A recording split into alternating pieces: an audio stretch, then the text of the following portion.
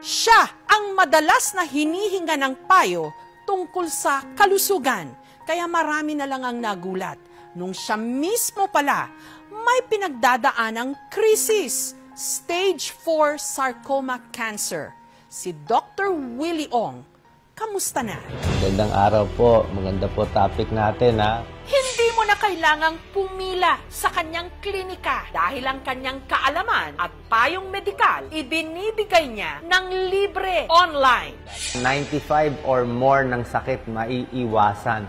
6 na bagay lang susundin natin. Tignan natin, ha? Naging takbuhan ng milyon-milyon niyang followers para sa kanyang practical health tips. Kasi yung utak natin, pag positive ang attitude natin, mas gagaling tayo. Gawin mo lang kung ano pa kaya ng katawan. Don't let sickness poison your mind. Siya ang binansagang doktor ng bayan, ang doctor turned social media influencer na si Doc Willie Ong. Share po natin sa ating kababayan para makatulong. Una ko siyang nakapanayam taong 2020 sa kasagsagan ng pandemya. Hi, Doc Willie Ong. Saan niyo nakuha yung idea to go online? Nung naging doktor ako, Jessica, talagang gusto ko talaga tumulong. Gumagamot ako sa mga pasyente, nililibre ko sila, kung ano mang kinikita ko, tinutulong ko rin sa iba. Pero nakita ko, nakakapagod yung everyday magkiklinika 40 patients. So inisip ko, paano ka mas makakatulong? Nilabas ko yung energies ko sa YouTube, sa Facebook. Magandang araw po, Dr. Willie Ong. Milyon-milyon na ho yung sumusunod sa mga vlog nyo. First factor, kulang talaga yung healthcare natin sa bansa. Wala silang matanungan. Kung meron silang makukuha information sa iba, di naman sila pupunta dito sa vlog. Ang aking minamahal na partner, ang doktor ng bayan, Doc Willie Ong.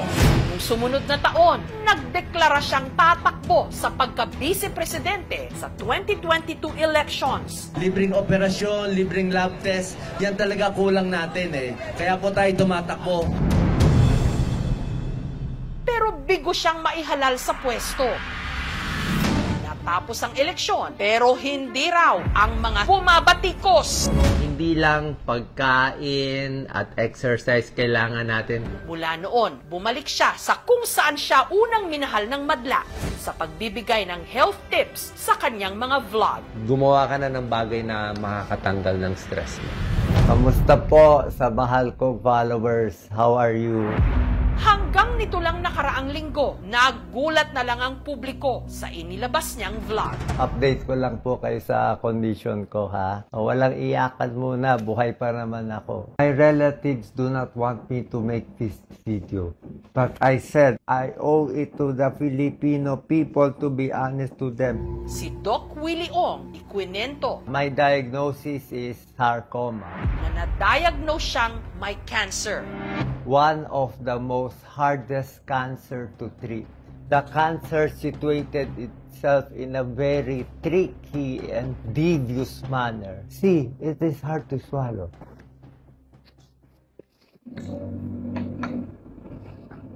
Ayaw pumasok.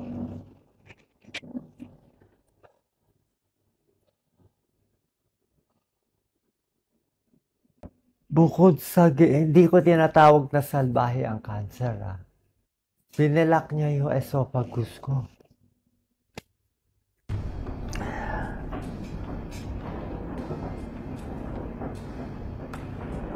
I need more oxygen. They say I have a short chance to be alive. I don't know if I will still be alive tomorrow. Ow. Sakit niya. Sakit niya. Sakit ng bukol. Balik, so bukol na to, malaking-malaki daw. Isa sa pinakamalaki na nakita nila. Mga 16 centimeters. Kanyang kalaki. Saan siya nagtatago? Ba't di ko nakapa? It also blocked my right atrium, almost compressing my heart. Naglabas din siya ng kanyang sama ng loob. Anya, ang kanya raw sakit, malamang nakuha niya sa stress na inabot niya sa nagdaang eleksyon. Pagkatapos ng eleksyon, May 2022, okay naman ako. Wala naman ako naramdaman. Although, ang feeling mo lang, lagi lang may mabigat. Pero napansin ko na mga 2023 na, mga April, medyo hirap na ako mag-medical mission. May hingal, may pagod, paglulun ko parang ayaw na. Ini-expect ko, ano lang to, aging, 60th birthday, senior ako. Wala pa ako gano'n naramdaman. May ultrasound pa ako ng tiyan noon. 1 year ago, okay naman. Blood test, okay naman. Tagal na ako masakit ang likod. Pero this time, biglang may masakit banda dito sa taas. Back pain ko dito lang sa baba. Ito kasi lumubog eh. Ito, sumobra sakit ang likod ko. Tsaka iba pang symptoms ko, yung tiyan ko lumalaki. Akyat mo ako.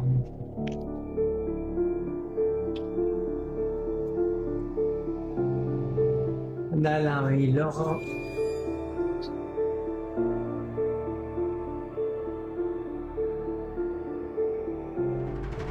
Hi, Doc. Oh, Jessica, papakita ko Ay, sige po. Can you see me? Oho. It's good to see you. I'm Gwapo having pa rin a ho haircut. kayo. Kahit walang hair. Gwapo pa rin ho. you.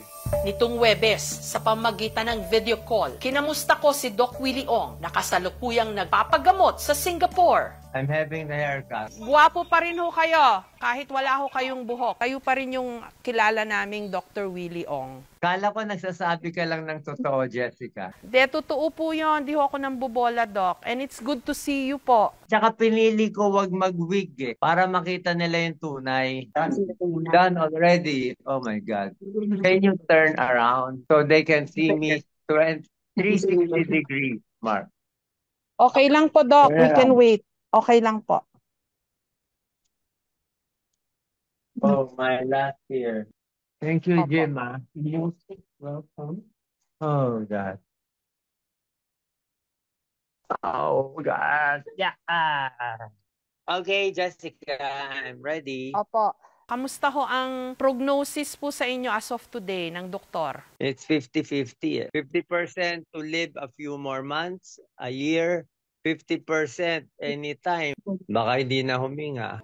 Parang walang kasiguraduhan eh. Every day is a blessing. I just live every day. I don't think of next month, next year. I don't think about owning money, doing this, or getting into high position. I got the worst pain. It's 10 out of 10, Jessica. Buong gabi hindi kami natutulog ni Doc Lisa. Sigaw ako ng sigaw. Hihiyaw ka sa sakit talaga. Oh. Sakit niya. Sakit niya. Sakit ang bukol. If somebody told me he will give me Dormicum and let me sleep it off and die, okay na sa akin. I would have taken it. Kaya siguro pag-isipan din natin yung mga euthanasia kung talagang hirap na eh. Minsan sobra rin tayo mag-prolong ng life. Baka hindi naman yun talagang mission. I think the purpose of this life is just to finish your mission. Nagkakaroon ako ng visions before that time. I saw my mom who died 2 years ago. Yung mami ko sa dream ko, kinukuha na niya ako. He called me, Willie boy, come to me, come to me, come to me. Parang sabi ng nanay ko, you've done your job on earth. Ginawa mo na 60 years eh. 25 years na ako, walang bayad ang pasyente ni Isa. Pharma company ni Isa, hindi ako nalalagay. Wala akong foreign trips abroad. Campaign Senator 2019, how much did I spend? 500,000. Campaign with Isko, wala ako tinanggap na pera. I could have gotten tens of millions, pero hindi. Thank you very much. God bless po. Mahal na mahal ko po kayo. Sabihin nila, talo ka. You learn a lot from losing.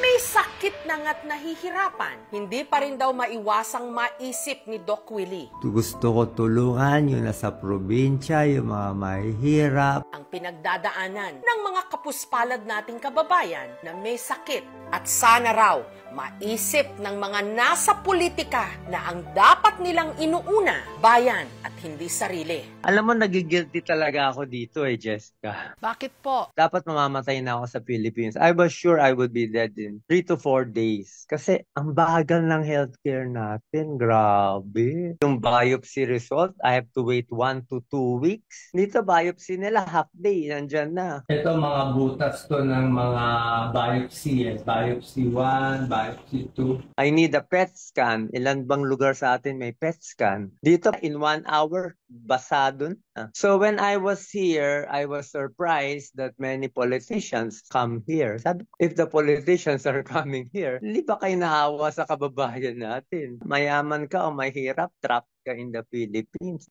They have 3 advantage sa healthcare na wala tayo. They have speed. Ang bilis. Pagdating ko dito, sabi nila, in 48 hours, we will give you your treatment. Pero mo 48 hours, na PET scan, CT scan, 2D echo, biopsy, meron pa akong genetic testing abroad. On the 48-hour chemo agad ako. May gamot. Sa Pilipinas, I have to wait 1 to 2 weeks. Ay na ang Pilipinas. Kahit Doc Willie, ay ka pa rin. Paano kung Juan de la Cruz ka? Kaya ako nagigilty.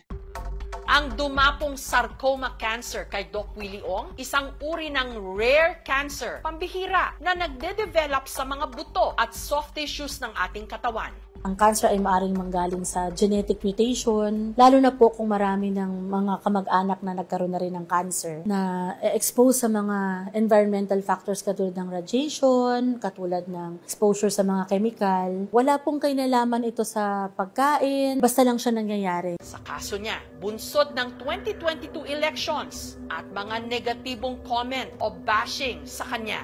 Sinabi ko nga, bashing causes the tumor. Baka mabawasan mo. Kasi ngayon, medyo kita mo puro I pray for you na ngayon bumabait na SOCMED Tsaka tumatapang na ako. I mean, what have I got to lose? Play by ear lang ako. Pag nabuhay ako, tulong ako. Pero ngayon, I don't think about it kasi kaka-second team mo. Kita mahingal na ako. Ang stress, nakakabawas po siya sa ating lakas. Siya po ay nakakababa ng immune system natin. Wala ho siyang direct cause siya ng cancer. Stress ka, kaya nagkaka-cancer ka. Wala pong ganun. Ang magagawa lang po natin sa mga sarcoma na madaling makita dahil may bukol ka na lumalaki, huwag mo nang hihintayin na lumaki ng todo-todo bago mo ipatingin sa doktor. Pero po yung mga katulad ng mga bukol na nasa loob, siguro po huwag na lang natin baliwalain pag may mga sintomas tayo na katulad ng akala mo lang masakit ang likod mo. Pero persistent, huwag natin baliwalain. Hindi na ako magtatanong, Doc, kasi you have to be okay. I gave you 2 questions because you are Jessica Soho. Feeling niyo ba may gusto pang ipagawa sa inyo ang Panginoon? Yeah, kaya ako binuhay. 100% I'm sure. Pagbabati natin sila lahat. Ay kung tayo-tayong politiko nag-aaway, di wala. Ano pang tayo mo magawa ng healthcare, ng PhilHealth, ng wala ng oras. We are our own worst enemy. Kayo po, handa na po kung anong sabihin ng doktor, kung may pag-asa pa. Hindi na walang pag-asa. Di tapos, that's it, pansit. Ang grade ko lalabas sa October 9. PET scan, repeat. 3 lang ang sagot. Minsan maganda hindi na iniisip di ba? Sabihin mo na lang, bad news. Pagdadasal po namin kayo, Doc, sana gumaling kayo kasi marami pa ho kaming mga nang hihingi ng tulong sa inyo, yung mga payong medikal. Doc, pwede ba tayong magdasal? I want meet my wife. Hi, Doc Lisa. Dasal po tayo. Thank you, Doc, ha? Dear God, tulungan niyo po si Doc Willie. Actually, hindi niya ho kailangan ng tulong dahil ang lakas ho niya, ang tatag niya. So, I pray for Doc Lisa para bigyan niyo pa po siya ng dagdag na courage to face this crisis with him. Thank you for the gift of Dr. Willie Ong, who's been such an extraordinary light para po sa aming lahat na nangangailangan po ng kanyang medical expertise and knowledge and experience. He's been very selfless, Lord. Lahat ng maibibigay niya sa mga humihingi ng tulong sa kanya, lahat tinodo niya. Kung ano man po ang gusto niyong ipagawa sa kanya, we just pray, Lord, to give him some medicine para hindi niya na po maramdaman pa yung pain dahil sobra na po yung 10 out of 10 na sabi niya, na pain threshold niya. So, bigyan niyo po siya ng some magic pill that will reduce the pain or remove the pain para makaya niya pa po yung mga pagdadaanan niya. for the people who care for him. And Lord, bigyan niyo pa po ng strength and courage din yung kanyang dalawang anak at lahat po ng people who are close and dear to him. Thank you for everything, Lord. Kayo na po bahala sa kanya. He has such strong faith. Hindi ko na po ipagdadasal pa na bigyan niyo pa po siya ng stronger faith dahil mas malakas po ang faith niya sa aming lahat, lalo na po sa pinagdadaanan niya. I-embrace niyo na lang po siya, lalo na po si Doc Lisa, para mabawasan po yung pain nila at yung pangamba sa lahat po ng pinagdadaanan nila, Lord. Doc, thank you. Naiyak po ako. Maraming salamat sa buong prayer mo. Praise mo po kayo. Ma'am Jessica, maraming salamat Thank you po, po. Doc Willie. Salamat. I love you all. I love you, Jessica. Thank you, Doc. Thank you. Much appreciated po. Patuloy po nating ipagdasal si Doc Willie Ong at ang lahat ng mga may sakit at ang ating minamahal na bayan.